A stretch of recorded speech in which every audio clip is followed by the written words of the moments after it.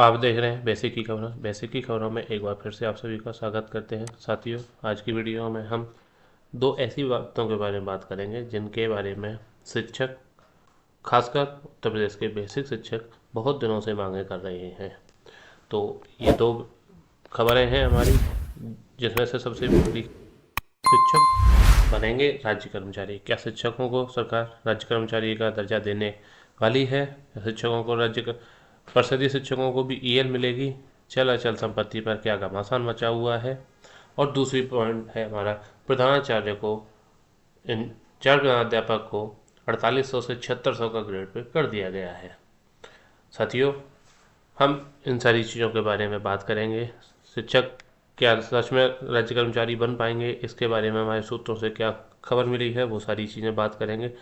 लेकिन उससे पहले आप सभी को एक काम करना है। आपको वीडियो के नीचे जो सब्सक्राइब का बटन दिख रहा है, वहाँ पर सब्सक्राइब करके वीडियो को लाइक शेयर और कमेंट अवश्य करना है।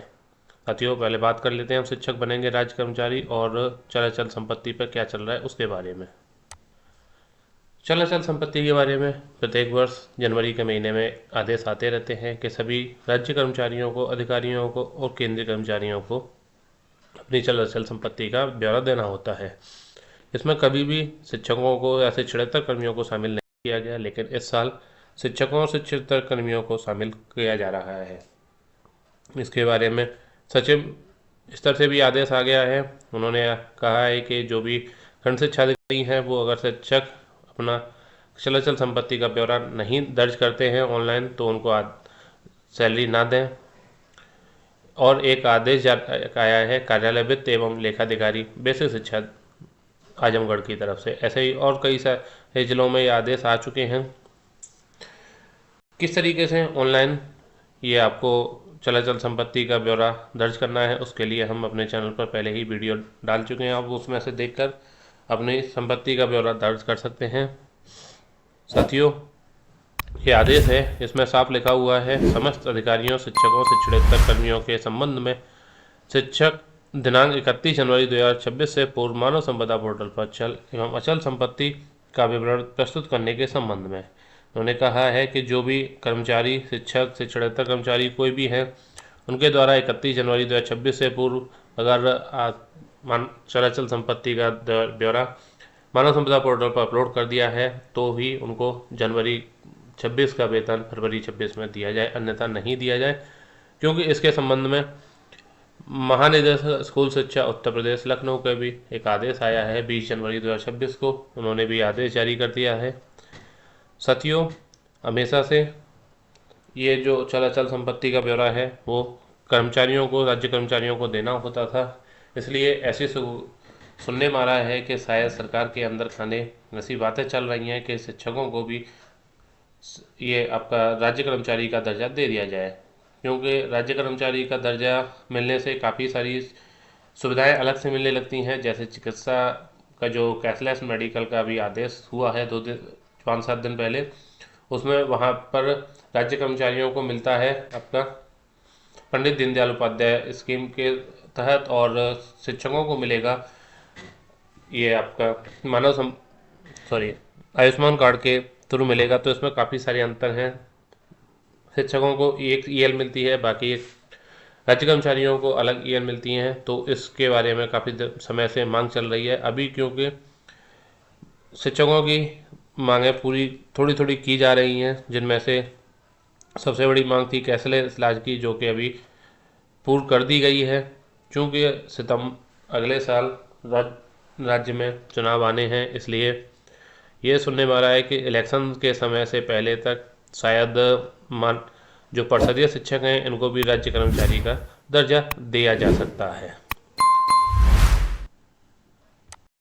साथियों, शिक्षकों को राज्य कर्मचारी का दर्जा देने के लिए हाल फिलहाल में सरकार के कुछ अंदरूनी हिस्सों में बातचीत चल रही है, ऐसे सूत्रों से पता चल रहा है। क्योंकि 27 में अगले साल चुनाव होने हैं और काफ़ी पुराने समय से शिक्षकों की मांगें चली आ रही हैं कि उनको राज्य कर्मचारी का दर्जा दिया जाना चाहिए। क्योंकि हाल ही में कुछ समय पहले, ये कुछ 5-7 दिन पहले, कैबिनेट की तरफ से शिक्षकों को चिकित्सा की सेवा, मुफ्त कैशलेस इलाज का जो सेवा है, वो लागू कर दी है, तो इस तरीके से उम्मीद बढ़ने लगी है कि शायद राज्य कर्मचारी का दर्जा भी मिल जाए। अब हम बात करते हैं दूसरे अपनी खबर की तरफ चलते हैं, जहां पर हमने बताया था कि शिक्षक को प्रधानाचार्य का वेतन 4800 से 76 ग्रेड पे किया जा रहा है। बेसिक के अंदर ये चल रहा है कि किस तरीके से शिक्षकों को प्रभारी प्रधानाध्यापक का वेतन ना दिया जाए, लेकिन इसके उल्टे माध्यमिक में ये हो रहा है कि जो भी शिक्षकों ने 2 साल 3 साल तक प्रभारी प्रधानाध्यापक का कार्य कर लिया है, तो उनको प्रभारी प्रधानाध्यापक की सैलरी ना देकर सीधे प्रधानाध्यापक की सैलरी दी जा रही है। बेसिक में प्रभारी प्रधानाध्यापक की सैलरी भी देने में आनाकानी हो रही है, लेकिन माध्यमिक में सीधे प्रधानाध्यापक की सैलरी का आदेश जारी कर दिया है। साथियों, ये काफ़ी बड़ा भेदभाव है शिक्षकों के बीच में। तो बात करते हैं हम, क्या आदेश है। वेतन निर्धारण का आदेश है श्री दादूराम, कार्यवाहक प्रधानाध्यापक, जनता इंटर कॉलेज खुरहंड बांदा द्वारा माननीय उच्च न्यायालय इलाहाबाद में योजित याचिका संख्या जिसमें 20,911/2024 दादूराम बनाम उत्तर प्रदेश राज्य व अन्य में योजित की गई। तदोपरांत माननीय न्यायालय द्वारा पारित आदेश दिनांक 31 जनवरी 2025 का अनुपालन करते हुए इस कार्यालय के पृष्ठांकन संख्या इसकी दिनांक है 11/8/2025 के द्वारा निर्णय लिया गया कि निर्णय का अंश निम्नवत है। दादूराम जी एक कोई कार्यवाहक प्रधानाध्यापक थे।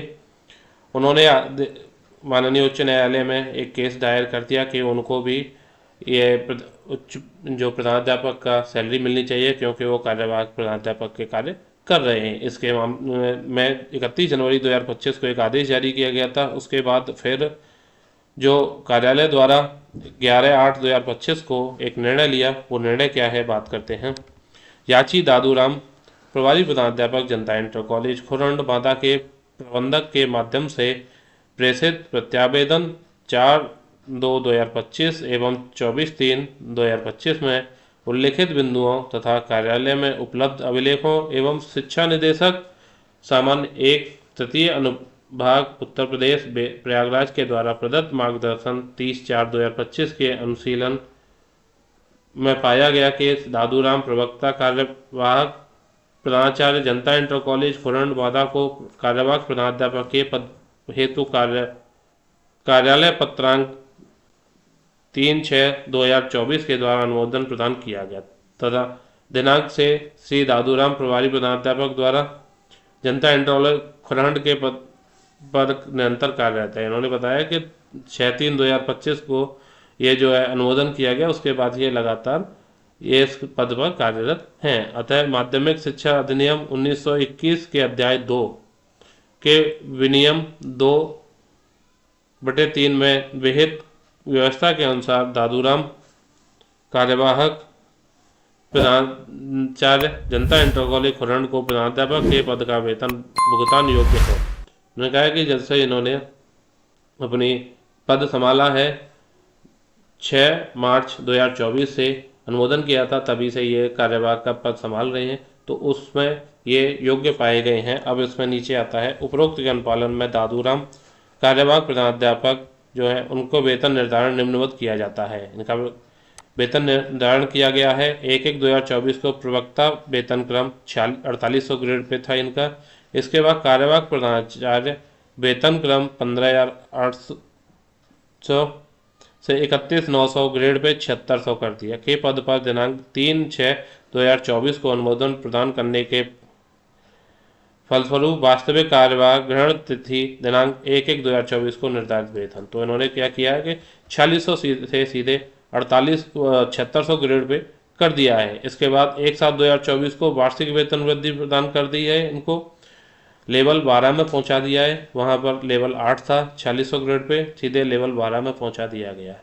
फिर दिनांक 1/7/2025 को वार्षिक वेतन वृद्धि प्रदान की 1 साल की। उसके बाद इनको लेवल 12 के अंदर ये बेसिक सैलरी कर दी। अगली वेतन वृद्धि 1/7/2026 को दे होगी।